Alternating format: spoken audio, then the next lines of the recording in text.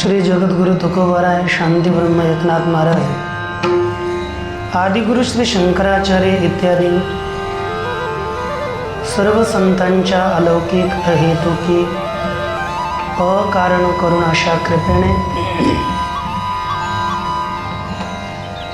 श्रीमद ज्ञानोबराय द्वारा विरचित हरिपाठ विवरणाचा आपला विचार सुरू आहे। यामध्ये हरिपाठाच्या विचाराच्या प्रसंगी 12 अभंगाचा विचार झाला आणि आता 13व्या अभंगाच्या विचारामध्ये आपण प्रवृत्त आहोत। या अभंगामध्ये जगद्गुरु श्री ज्ञानोबराय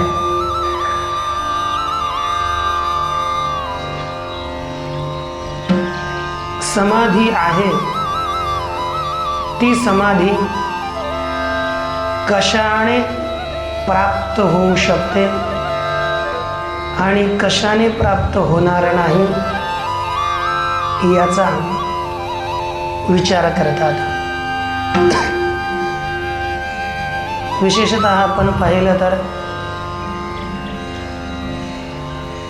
समाधी प्रत्येक शास्त्राला प्रत्येक साधनेमध्ये समाधी प्राप्त होते।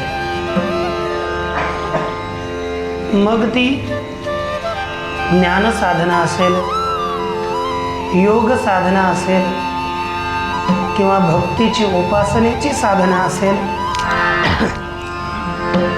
तरी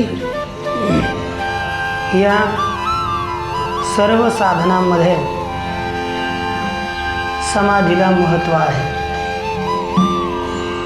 भक्तीनेही समाधीची प्राप्ती होते, ज्ञानानेही समाधीची प्राप्ती होते आणि योगानेही समाधीची प्राप्ती होते। श्री पतंजल महर्षी पतंजलीजी समाधीचं निरूपण करताना योगानुसार समाधीचं निरूपण करतात।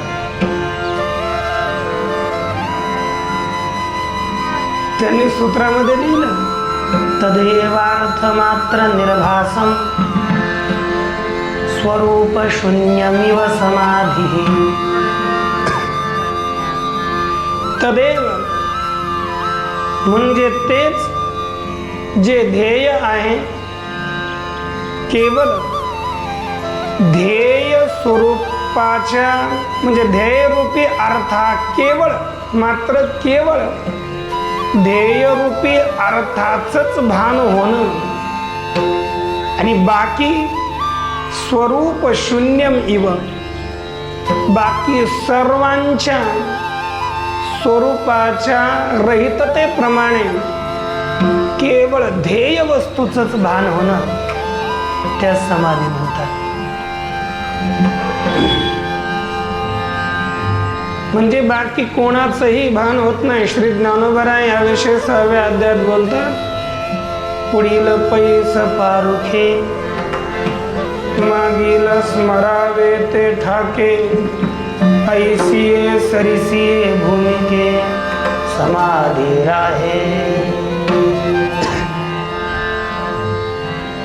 ज्यामध्ये मागील सगळा विस्तार संपतो, पुढील स्मरण बंद पडता, ऐशा समान भूमिकेला ती समाधी प्राप्त होते। म्हणजे मागील पुढील स्मरण होत नाही, मागचंही स्मरण बंद पडलेलं आहे, अशा मध्य भूमिकेत ही समाधी प्राप्त होते। मग या भूमिकेत याविषयीच या ठिकाणी जाबाल उपनिषदातील एक प्रमाण प्रस्तुत केलं। ब्रह्माकार मनोवृत्ती प्रवाहोहं कृतिं विना संप्रज्ञात समाधी स्यात् ज्ञानाभ्यास प्रकर्षत वृत्ती तिथं पुढे अविसर्ग द्या ब्रह्माकार मनोवृत्ती किंवा नाही का असं नका वृत्ती प्रवाह जोडूनच टाका जोडून टाका अहं कृतिं विना ब्रह्माकार मनोवृत्ती प्रवाह संप्रज्ञातः समाधि स्यात् अहंकृतिं विना अहंकृतिवान तीन प्रत्यय भावार्थामध्ये झाला तर अहंकृती शब्द होतो आणि घाय प्रत्यय केला तर अहंकार शब्द होतो. मग अहंकृतिं विना म्हणजे अहंकारा वाचून अहंकाराशिवाय ब्रह्माकार मनाच्या वृत्तीचा जो प्रवाह आहे अहंकार नाही परंतु मनाच्या वृत्तीचा प्रवाह नित्य निरंतर परमात्म्याच्या आकाराचा होता. असा होतो का? उदाहरण ज्ञानाभ्यास प्रकर्षत ज्ञानाच्या अभ्यासाच्या आधिक्यामुळे अहंकारा वाचून ब्रह्माकार मनाच्या वृत्तीचा झालेला जो प्रवाह त्यालाच म्हणतात संप्रज्ञात समाधी. दुसरी आहे असंप्रज्ञात. तिच्याविषयी लिहितात प्रशांत वृत्तिकं चित्तं परमानंददायकं असंप्रज्ञात नामायं समाधियोगिनां प्रियः. प्रशांत वृत्तिकं चित्तं ज्यावेळी चित्त हे शांत वृत्तीवालं होतं परम आनंदाला देणारा आहे असं ही स्थिती योग्यांना प्रिय असंप्रज्ञात समाधी आहे. या प्रकारे या समाधीच्या व्याख्या केल्या. निर्विकल्पकतया वृत्त्या ब्रह्माकारतया पुनः वृत्ति विस्मरणं सम्यक समाधीरभिधीयते. ब्रह्माकार वृत्ती असल्यामुळे ती निर्विकल्पक झालेली जी वृत्ती आहे त्या वृत्तीने हळूहळू वृत्तीचं विस्मरण होणं तिलाच समाधी म्हणतात. या समाधीची व्याख्या योग वासिष्ठामध्येही केली की तत्वावबोधो भगवन् सर्वाशा तृणपावकः प्रोक्त समाधिभेद शब्देन न तू तूष्णीम अवस्थिती.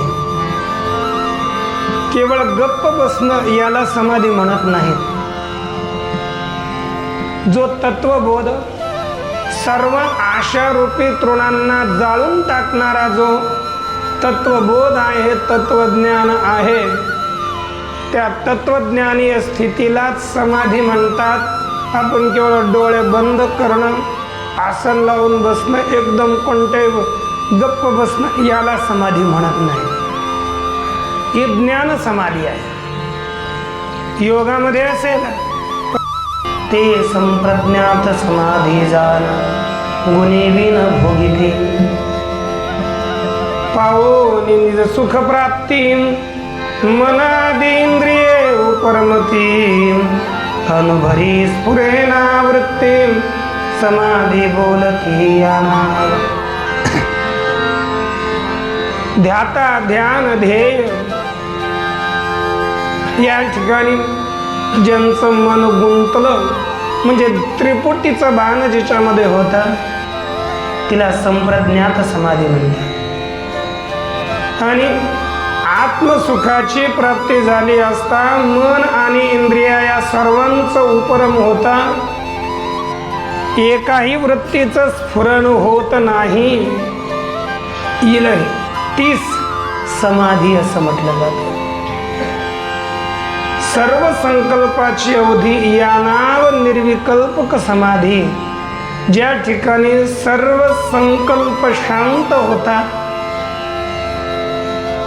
अशी जी स्थिती आहे ती निर्विकल्पक समाधी आहे. आणि हीच सर्व शास्त्रामध्ये निश्चित अटळ समाधी सांगितली. मग योग प्रक्रियेत समाधीचे काही प्रकार आहेत. एक दृश्यानुविद्ध समाधी, दुसरी शब्दानुविद्ध समाधी आणि तिसरी निर्विकल्पक समाधी. या समाध्या सुद्धा एक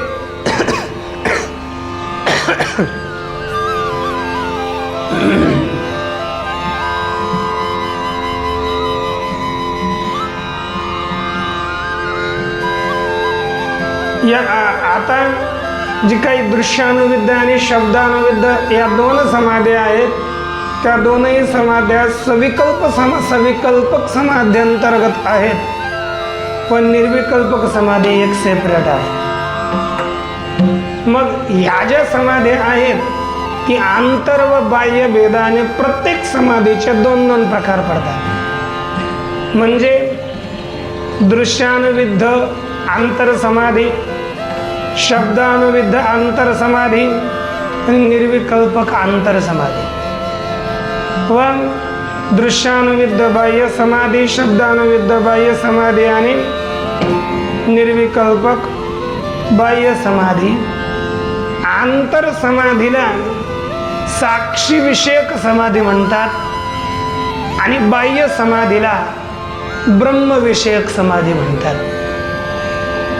आता काय नाव होतील? साक्षी विषयक दृश्यानुविद्ध समाधी, साक्षी विषयक शब्दानुविद्ध समाधी, साक्षी विषयक निर्विकल्पक समाधी 3. ब्रह्मविषयक दृश्यानुविद्ध समाधी, ब्रह्मविषयक शब्दानुविद्ध समाधी आणि ब्रह्मविषयक निर्विकल्पक समाधी. या भेदानं या समाध्या 6 प्रकारच्या झाल्या. हे जे काही 6 प्रकार आपल्याला दिसतात हे सर्व 6 प्रकार योग शास्त्रामध्ये सांगितले गेले. मग वेदांत प्रक्रियेमध्ये कोणती समाधी आहे? वेदांतामध्ये समाधी जी मांडली जाते तिचं स्वरूप काय, ती कशी प्राप्त होते, त्याचं कथन श्री ज्ञानोबराय अभंगाच्या प्रथम चरणात करतात. समाधी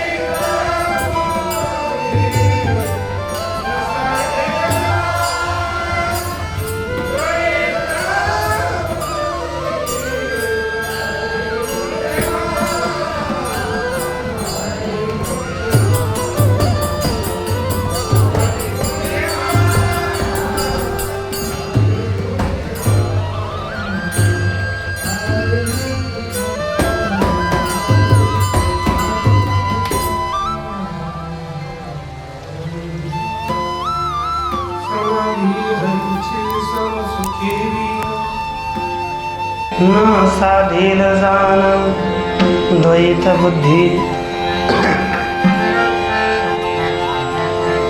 समसुखे विन द्वैत बुद्धी हरीची समाधी न साधेल जान. समसुख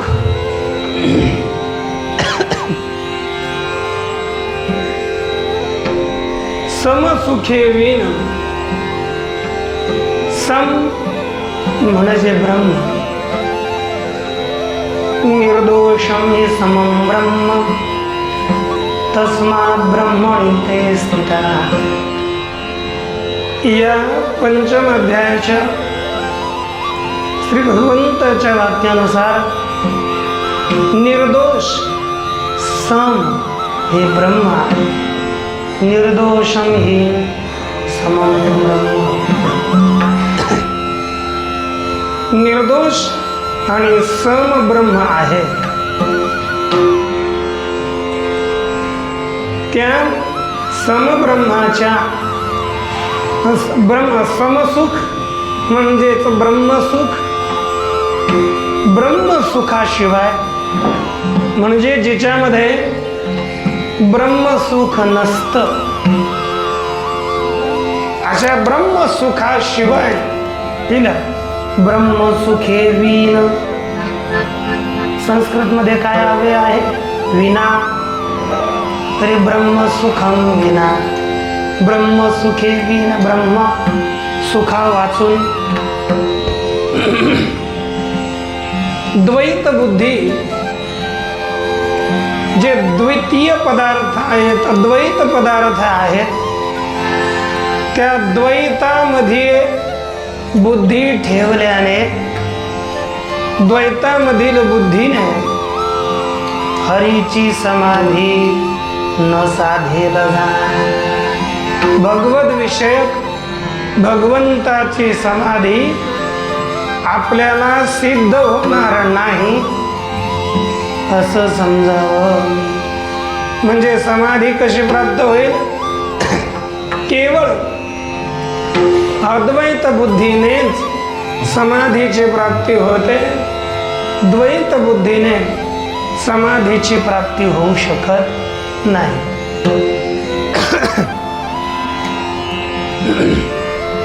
एक समसुख म्हणजेच ब्रह्मसुख, विषय सुख आणि विद्यासुख या प्रकारे पंचदशी इत्यादी ग्रंथांमध्ये आनंदाचे सुखाचे 3 प्रकार केले गेले. विषय सुख हे आहे, परंतु विषयांचं सुख क्षणिक आहे. हे दीर्घकाळ टिकणार नाही.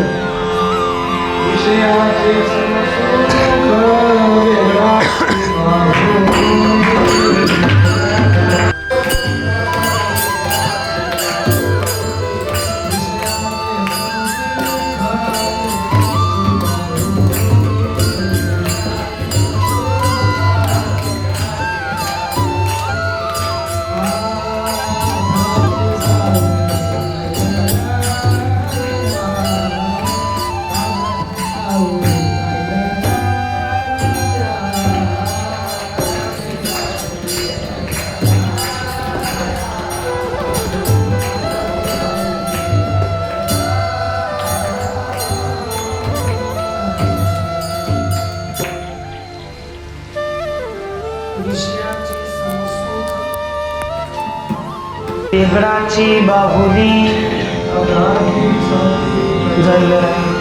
दृष्टांत देऊन हे विषयांचं सुख कसं आहे. एक वेगळा विषयांचं सुख म्हणजे वेगळाची बाहुली आहे. वेगळाची बाहुली 2 प्रकारची राहते. एक केवळ वेगळाचीच बनवलेली बाहुली मग ते आणि दुसरी शेणावरती बेगड लावून केलेली बाहुली. मग बेगडाची बाहुली जर असली तर तिला हातात धरता न धरता ती दबून चुरगाळून बुरगाळून नष्ट होऊन जातात. आणि शेणाला आपण बेगड चिटकवलं तर थोडंही पाणी पडलं की ती क्षणिक विरघळून शेणासहित ती बाहुली जशी नष्ट होते, त्याप्रमाणे हे विषयांचं सुख आहे. हे सुख योग्य नाही. किंवा अभ्राची सावली जाईल रया, किंवा ज्याप्रमाणे अभ्राची सावली ढगांची सावली आहे, ती क्षणभरही टिकत नाही, त्याप्रमाणे हे विषयांचं सुख आहे. श्री ज्ञानोबा याविषयी लिहितात, एरवी विषय काही सुख आहे, एरवी विषयी सुख आहे. तादृशी वैकुंठ असते, यात्रा भिन्न असते. एरवी विषयी सुख आहे, हे बोलण्याची सारी खे नोहे. तैरी विद्युत स्फुरणे कान पाहे जगा माझी. अत्र लिखितम एरवी विषयी काही सुख आहे, तरी विचित्रम प्रतीयते. म्हणजे या विषयात सुख नाही. मग कसे आहे? सांगे वात वर्षात धरे, ऐसे आभ्रछायाची जरी सरे, खरे त्रिमात्रिके धवळारे करावे का. अरे तुझ्या कंठच आहे करे, बोल बरं, येत असेल तर.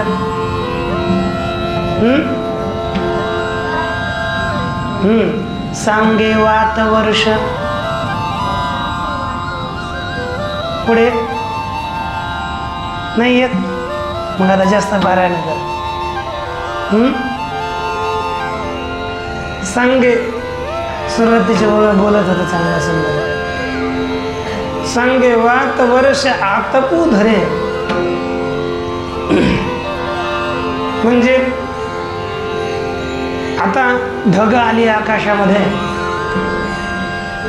आकाशात ढग आल्यानंतर ज्ञानेश्वर महाराज आळशी, त्या तुमच्या जवळचे म्हणून सांगतो, आता लगेच विचार केला, आपल्याला आता इथून पुढे बिल्डिंग बांधायची काही आवश्यकता नाही, याच सावलीमध्ये आपण आपलं जीवन व्यतीत करूया. मग घर बांधायचं सोडून दिलं तर असं चालेल का? मग जरी वारा, पाऊस आणि ऊन ढगाच्याच सावलीने जर दूर होतील तर 3 मंजिल घर त्रिमात्रिके धवळारे, म्हणजे घर 3 मंजिल घर कशाला का, परंतु ती काही टिकत नाहीत.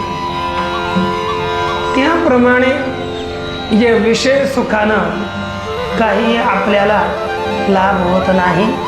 मग आपल्याला भगवान परमात्म्याची समाधी प्राप्त करायची असेल तर समसुख ब्रह्मसुख, त्या सुखा वाचून भगवंताची समाधी नसते. भगवत विषयक समाधीत ब्रह्मसुख असतं आणि ब्रह्मसुखानेच ती समाधी सिद्ध होते. आणि ते ब्रह्मसुख अद्वैत बुद्धीमध्ये प्राप्त होतं. द्वैत बुद्धीमध्ये ब्रह्मसुखाची प्राप्ती होत नाही. कारण की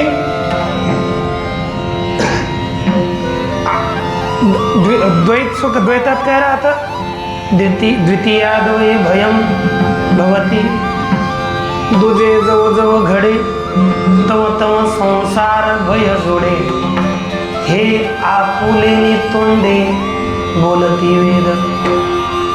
जसं जसं द्वैत वाढतं तसं तसं दुःख मनुष्याला प्राप्त होतं, हे शास्त्र आपल्याला सांगतं. म्हणून अद्वैतामधलं जे सुख आहे ते वास्तविक सुख आहे, आणि द्वैतात बाह्य वैषयिक पदार्थामध्ये आपल्याला सुख प्राप्त होत असेल ते अनित्य सुख आहे.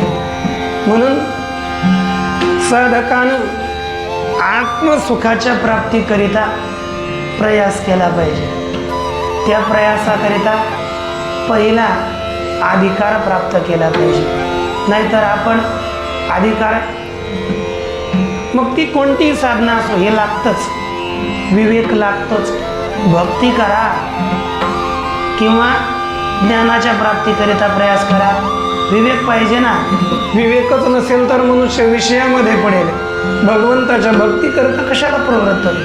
कमीत कमी संसार अनित्य आहे, क्षणिक आहे, आणि त्या संसाराचा त्याग करून आपण भगवंताची, म्हणून जगद्गुरु तुकोबराय काय बोलतात, हेची थोर भक्ती आवडते देवा, हेची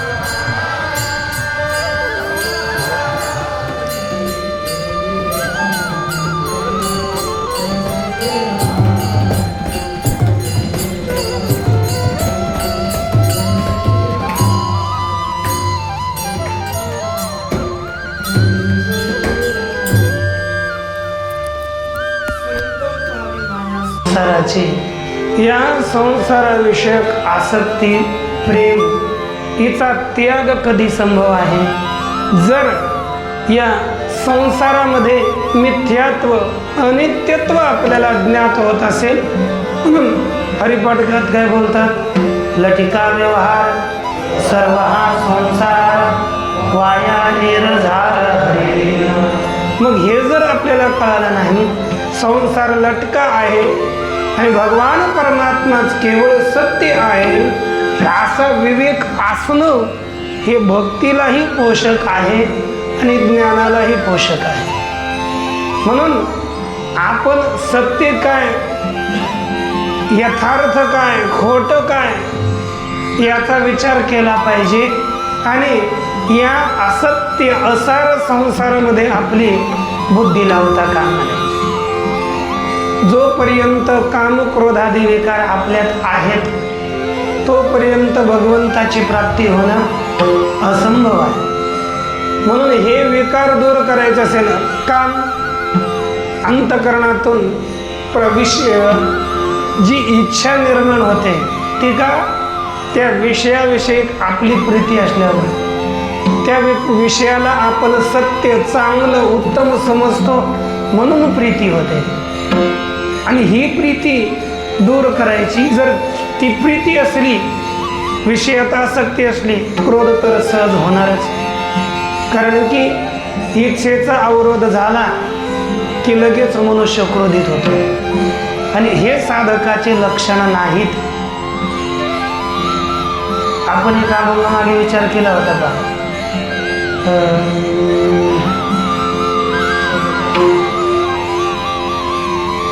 महाराशी शिवे कोटे ब्राह्मण तो नव्हे.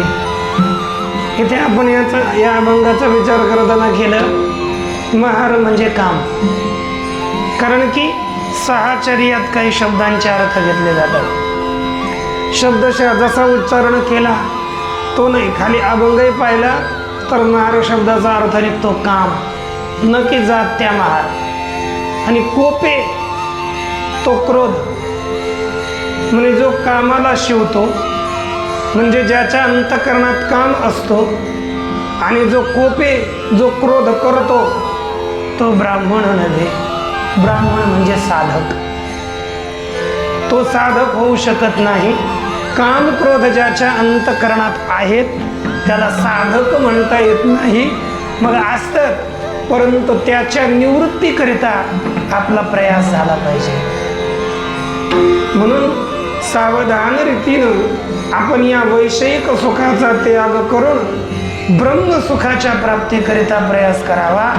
आणि ते ब्रह्मसुख द्वैतात भेटत नाही, अद्वैत बुद्धीमध्ये हे ब्रह्मसुख आपल्याला प्राप्त होतं. म्हणून श्री ज्ञानोबराय बोलतात, द्वैत बुद्धी समसुखे वीन, हरीची समाधी न साधे जा.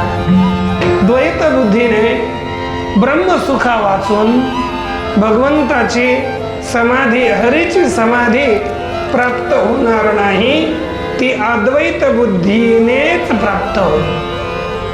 म्हणून ईशावास्य उपनिषदामध्ये भगवान ईशावास्य उपनिषदात सांगितलं, यस्मिन् सर्वाणि भूतानि आत्मैवाभूत विजानतः तत्र को मोह का शोक एकत्वमनुपश्यतः. कसं झालं रे?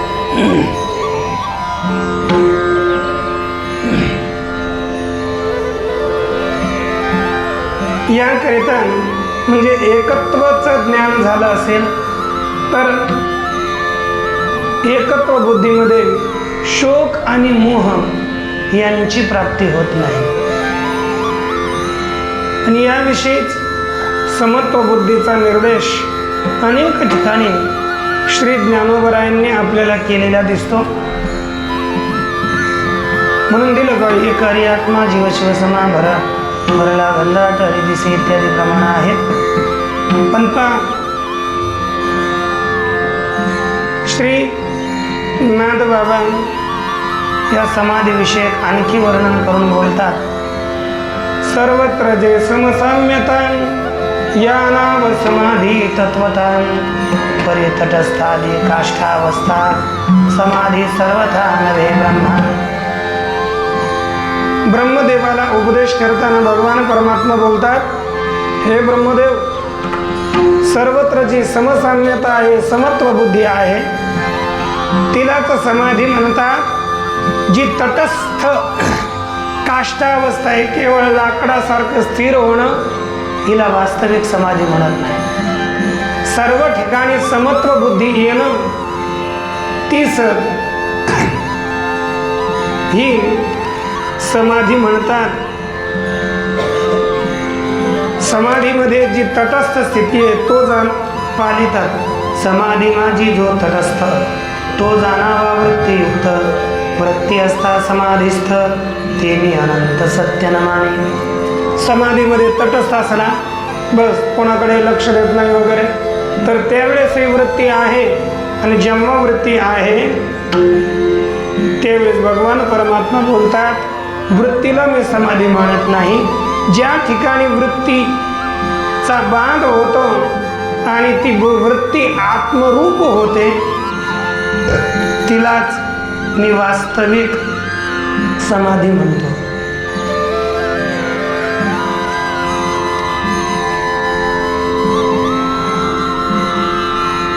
याविषयी काही शंका प्रस्तुत केल्या. म्हटले, समत्व बुद्धी, सगळ्या जगात समबुद्धी होणं, याची समाधी होऊ शकते का? कारण की सर्व व्यवहारामध्ये भेदाचं दर्शन होतं, विषमतेचंच दर्शन होतं. म्हणून ही समाधी शक्य आहे, होईल का? जग ऐसे बहुनावे बहुभावे भावना, एका ऐसे एक नाही भिन्न पाहे प्रकृती. सगळ्या वेगळ्या वेगळ्या आहेत, भिन्न भिन्न आहेत. मग या ठिकाणी एकत्व बुद्धी होईल कशी? बर, या भेदाचं प्रतिपादन साक्षात वेदच करतो. जी भगवंताची वाणी आहे त्या भगवंताच्या वाणीनं जर भेदाचं प्रतिपादन केलं असेल तर या भेदामध्ये अद्वैत बुद्धी होईलच कशी? मग ही समाधी तुम्ही सांगितले सर्वांच्या ठिकाणी अभेद बुद्धी होणं, ही समाधी प्राप्त होणं शक्य नाही. अशा प्रकारची शंका झाल्यावर त्याला उत्तर आपल्याला असं देता येईल की पहा, जरी बुद्धी या भेदाची होत असेल तर ती भेदबुद्धी ही औपाधिक आहे. उपाधीला विषय करणारी असल्यामुळे ती भेदबुद्धी होते. ज्याप्रमाणे घट पट मठ हे भिन्न भिन्न असल्यामुळे घटाकाश मठाकाश पटाकाश हे कळतं का? घटाकाश, घटाच्या आतलं आकाश त्याला घटाकाश म्हणतात. आपला हा मठ आहे, मठाच्या आतलं आकाश त्यास मठाकाश म्हणतात. घटाकाश मठाकाश. मग हे जे नाव आहेत म्हणजे तत्त त्या त्या पात्रामुळे त्या आकाशाला वेगळे वेगळे नावं आली. वस्तुतः आकाश एकच आहे, परंतु घट मठ या उपाधीने आकाश भिन्न भिन्न आहे असा व्यवहार होतो. तसंच परमात्मा हा एकच आहे, परंतु या उपाधीमुळे ही उपाधी ती उपाधी सगळ्यांचे देह या उपाधीमुळे आपल्याला जीवा चैतन्यामध्ये परमात्म्यामध्ये भेद दिसतो, परंतु चैतन्य हे एकच आहे. श्री ज्ञानोबराय बोलतात या उपाधी माझी गुप्त, म्हणजेच भगवान परमात्मा अर्जुनाला बोलतात या उपाधी माझी गुप्त चैतन्य असे सर्वगत ते तत्वज्ञ संत किंवा ते तत्वज्ञ सतत स्वीकारिती. तत्वज्ञ पुरुष या उपाधीमध्ये गुप्त रूपानं असणार सर्वत्र सदा सम है ना, ज्या ठिकाणी जे सर्वत्र सदा सम आहे एक विभाग अधमोत्तम मती वशे संभ्रम विवंचिती. कुठं लिहून आली हे चैतन्य सर्वत्र सदा सम आहे, परंतु आपल्या बुद्धीच्या नुसार ते विवेचना करतात, भ्रमण हे भेद आहे असं सांगतात. पण परमात्मा हा एक आहे.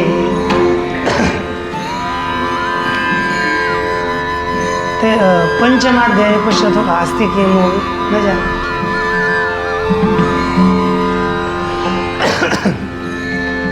श्री या रीतीनं म्हणजे जो भेद आहे तो उपाधीमुळे दिसतो. वस्तुतः सर्वांच्या अंतःकरणामध्ये परमात्मा मीच आहे. कारण की पहा, आपण भेदबुद्धी करतो म्हणून एक दुसऱ्यावर तणतो रागवतो. याला मग आपण बोलतो की नाही एक दुसऱ्याला उलट सुलट, पण का? आपली भेदबुद्धी दृढ आहे, आपली देहबुद्धी दृढ आहे, ती हटवणं आपलं कर्तव्य आहे.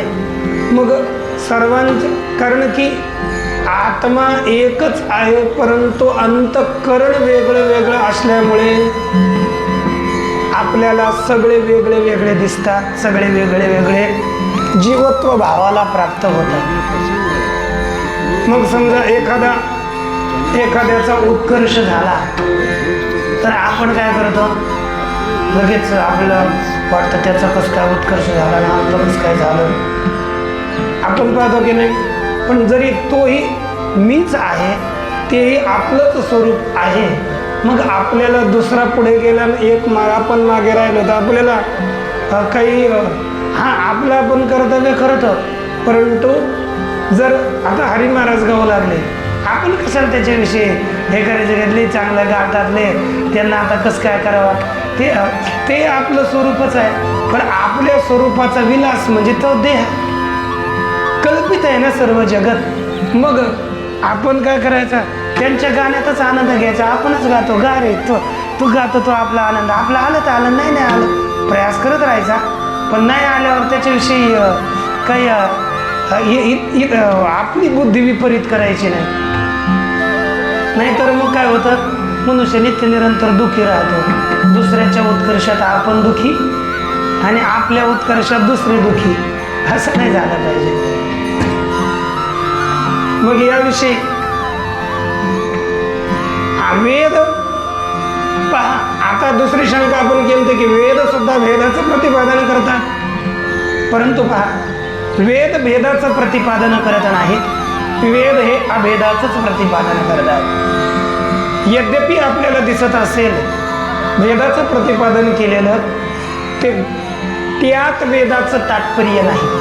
वेदाचं तात्पर्य अद्वितीय ब्रह्माचं प्रतिपादन करण्यात आहे. म्हणून वेदानं भेदाचं प्रतिपादन केलं, याकरिता भेदच आहे हे म्हणणं अतिशय चुकीचं आहे. श्री भगवान परमात्माला या विषयक उद्धवाला उत्तर देताना बोलतात, ऐसी विवेक ऐसी मानाल आशंका, तेही विषयी मीची देखा. वेद वादाच्या विवेका विभाग नेटका सांगेन.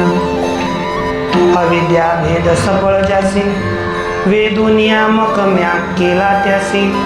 मद्रूपी अभेदता ज्या भक्तांसी, मिळधा त्यापाशी वेद वादू.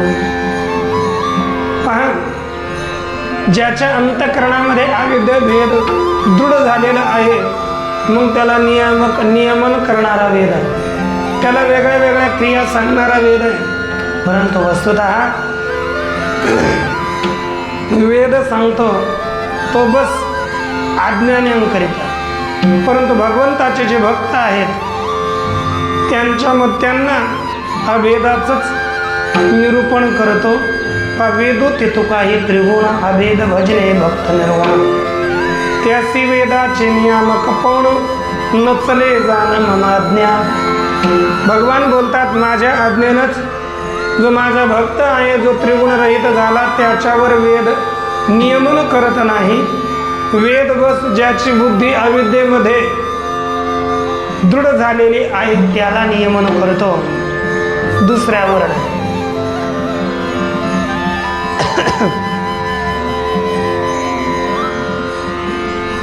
म्हणजे आपल्याला हे करा ते करा जे सांगितलं जातं ते कोणाला? आज्ञानाकरिता, ज्ञानाकरिता. अशा प्रकारचा वेद नियामक नाही. म्हणून श्रीनाथ बाबा बोलतात, पहा, जे जे दृष्टी दिसे ते ते हरी रूप.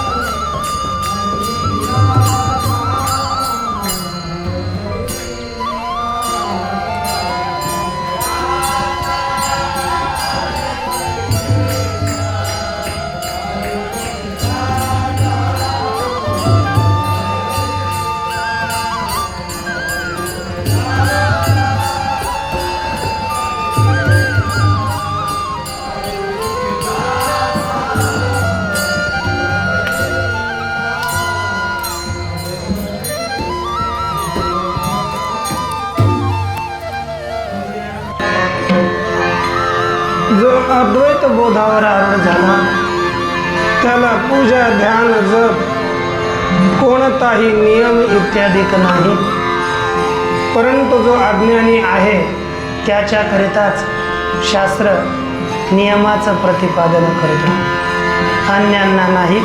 म्हणजेच द्वैत बुद्धीने या समाधीची प्राप्ती होत नाही, अद्वैत बुद्धीनेच समाधीची प्राप्ती होते. बस का ईश्वर